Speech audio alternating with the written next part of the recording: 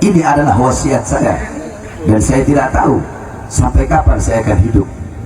Saudara-saudara, saya wasiatkan kepada engkau semua, khususnya para pemuda-pemudi, dengarkan baik-baik wasiat saya ini.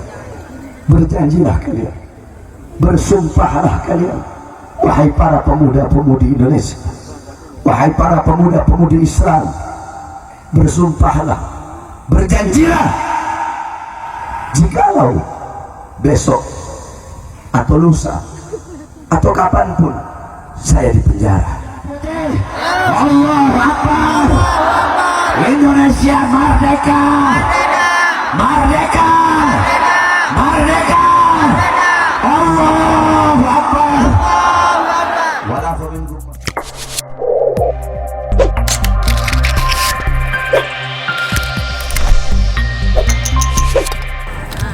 Assalamualaikum warahmatullahi wabarakatuh. Bismillah wassalatu wassalamu ala Rasulillah Muhammad ibn Abdullah wa ala alihi wa sahbihi wa man walah, wa ba'd. Yang saya cintai, yang saya muliakan, para alim ulama, para habaib, para kiai, para asatid, para tokoh masyarakat, para aparat pemerintah, segenap panitia dan maulid Nabi besar Muhammad sallallahu alaihi wasallam, beserta doa bersama untuk korban Gunung Semeru bersama Forum Pemuda Islam Bumi Bakti, segenap panitia beserta seluruh hadirin hadirat, bapak-bapak, ibu-ibu, khususnya para pemuda-pemudi umat baginda Nabi besar Muhammad yang selalu dimuliakan oleh Allah Subhanahu wa taala. Saudara-saudara sekalian yang dimuliakan oleh Allah, saya tidak akan lama karena saya masih ada acara lagi, jadi saya harapkan dengarkan sedikit nasihat yang saya sampaikan. Saudara-saudara sekalian yang dimuliakan oleh Allah, kita duduk di ini majelis untuk memuliakan dan mengagungkan daripada hari kelahiran baginda Nabi besar Muhammad.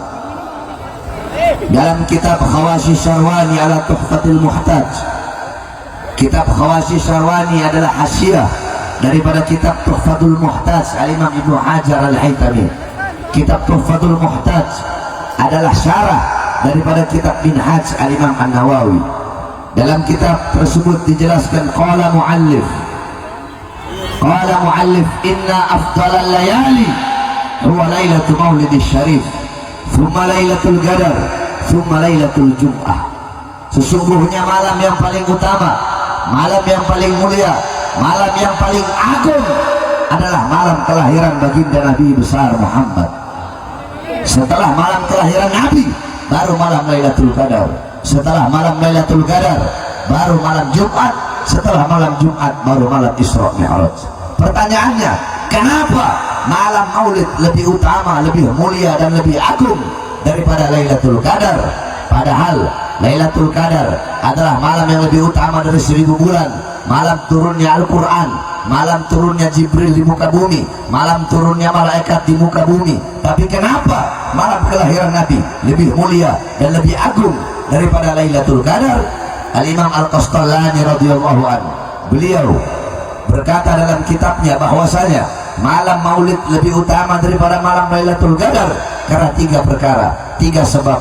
Yang pertama, Lailatul Qadar adalah malam adanya malaikat di muka bumi, malam turunnya malaikat di muka bumi.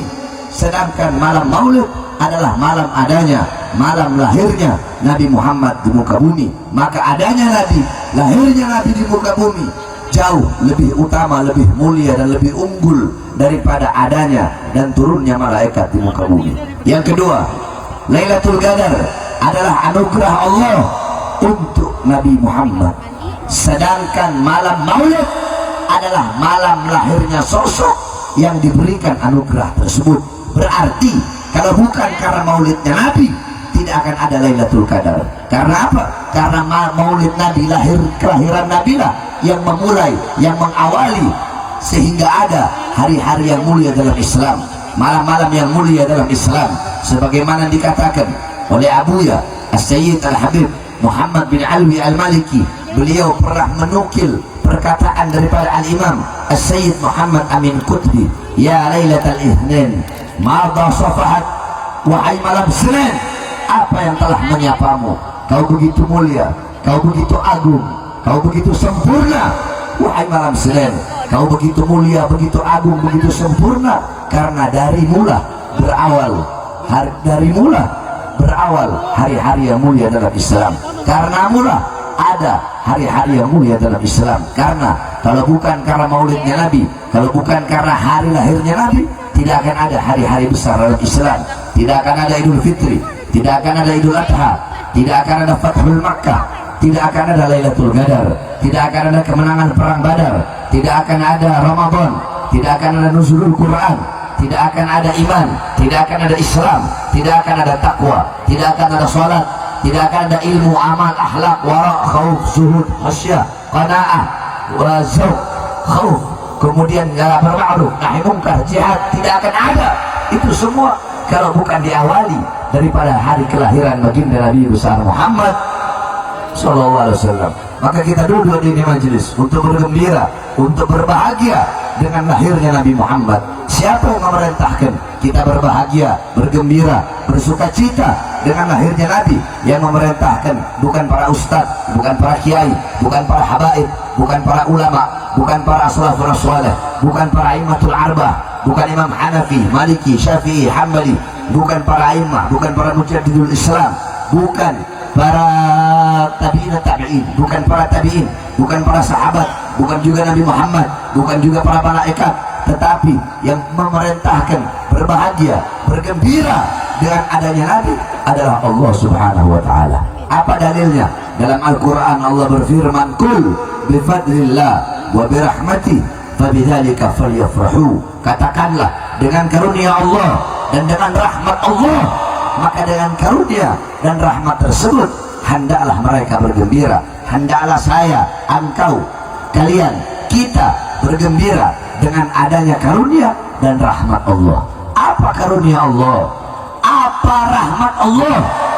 Dijelaskan oleh para ulama dalam kitab tafsir Jami'ul Bayan karangan Al-Imam Ibnu Jarir At-Tabari, kemudian dalam kitab tafsir Ma'alimut Tanzil karangan Al-Imam Baghawi, dalam kitab tafsir Ad-Durrul Manthur tafsir bil Ma'thur Al-Imam As-Suyuti, dalam kitab tafsir Ibnu Katsir, dalam kitab tafsir Al-Imam Qurtubi, kemudian dalam kitab tafsir Anwarut Tanzil Al-Imam Baydawi, kemudian dalam kitab tafsir Madarikut Tanzil Al-Imam An-Nasafi, kemudian dalam kitab tafsir Jalalain Al-Imam Jalaluddin Al-Mahalli dan Al-Imam Jalaluddin As-Suyuti, kemudian dalam kitab tafsir Jami'ul Kabir Al-Imam Fakhruddin Ar-Razi, dijelaskan bahwasanya karunia Allah adalah Islam, iman, Al-Quran dan ilmu. Adanya Islam, adanya iman, adanya Al-Quran, adanya ilmu, hendaklah kita berbahagia, hendaklah kita bergembira. Terus apa rahmat Allah?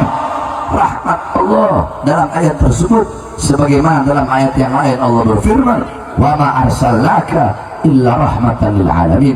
Tidak aku utus engkau wahai Muhammad kecuali engkau adalah rahmat bagi seluruh alam semesta. Maka dengan adanya Islam, iman, Al-Quran dan ilmu sebagai karunia Allah, dan dengan adanya Nabi Muhammad sebagai rahmat Allah yang paling besar, yang paling agung, maka hendaklah kita semua bergembira.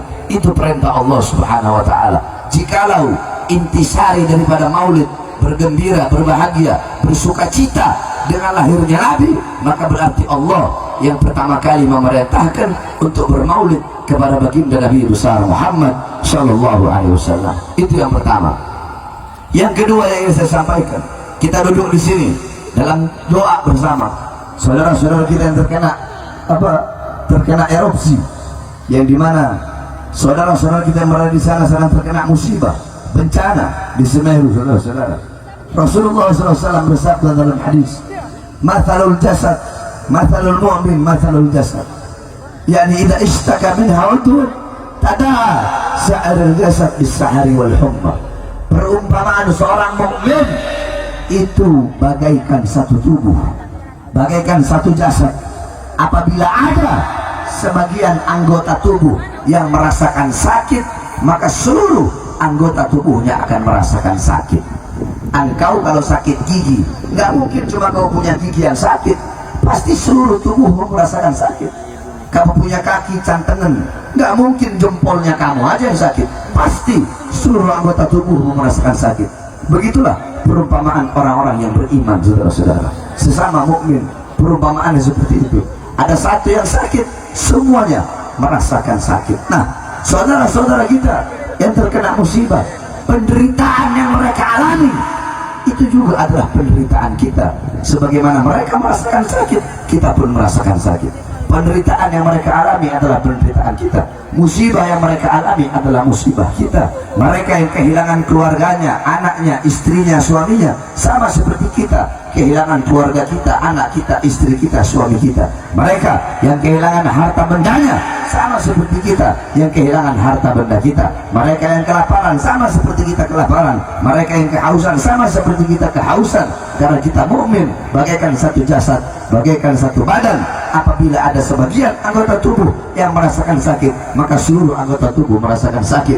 Maka sudah sewajibnya bagi kita untuk mendoakan saudara-saudara kita yang ada di sana agar Allah angkat segala macam bala, segala macam musibah, segala macam bencana, dan Allah gantikan dengan rahmat beserta kasih sayangnya. Itu yang kedua. Yang ketiga, yang paling penting, saudara-saudara, sebelum saya tutup, ini yang paling penting yang ingin saya sampaikan kepada saudara-saudara semua yang hadir di ini majelis, khususnya para pemuda-pemudi baginda Nabi besar Muhammad SAW. Saudara-saudara, kalian dengarkan, kalian tanamkan di dalam hati kalian. Ini adalah wasiat saya, dan saya tidak tahu sampai kapan saya akan hidup. Saudara-saudara, saya wasiatkan kepada engkau semua, khususnya para pemuda-pemudi, dengarkan baik-baik wasiat saya ini. Berjanjilah kalian, bersumpahlah kalian, wahai para pemuda-pemudi Indonesia, wahai para pemuda-pemudi Islam, bersumpahlah, berjanjilah, jikalau besok atau lusa atau kapanpun saya dipenjara, saya ditangkap, atau saya diculik, atau saya dibunuh, berjanjilah, bersumpahlah kalian semua, jangan pernah kalian padamkan api-api perjuangan yang setelah saya keluar penjara sampai saat ini saya nyalakan. Jangan pernah kalian padamkan, saudara-saudara. Allahu Akbar. Sekali lagi, ini wasiat saya kepada kalian semua. Saya wasiatkan kepada engkau, wahai para pemuda-pemudi Islam, wahai para pemuda-pemudi Indonesia, wahai bangsa, wahai rakyat Indonesia, bersumpahlah kalian, berjanjilah kalian demi Allah, andaikan jikalau besok atau kapanpun saya ditangkap, saya dipenjara, atau saya dibunuh, berjanjilah, bersumpahlah, jangan pernah kalian padamkan api-api perjuangan yang selama ini saya nyalakan. Tetaplah kalian tegak berdiri untuk melawan kezaliman, untuk melawan kebongkaran.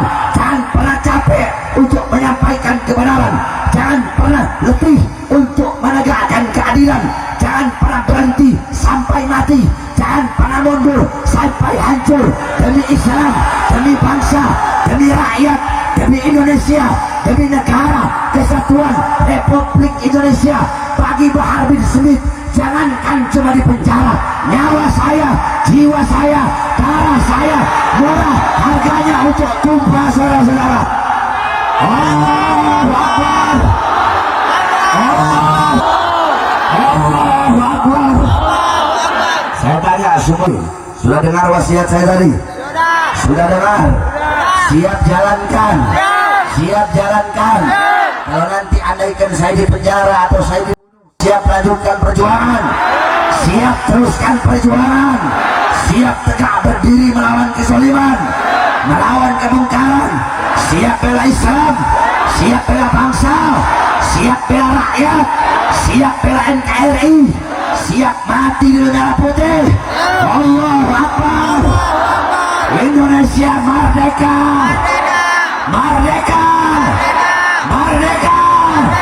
Allahu Akbar. Wassalamualaikum warahmatullahi wabarakatuh.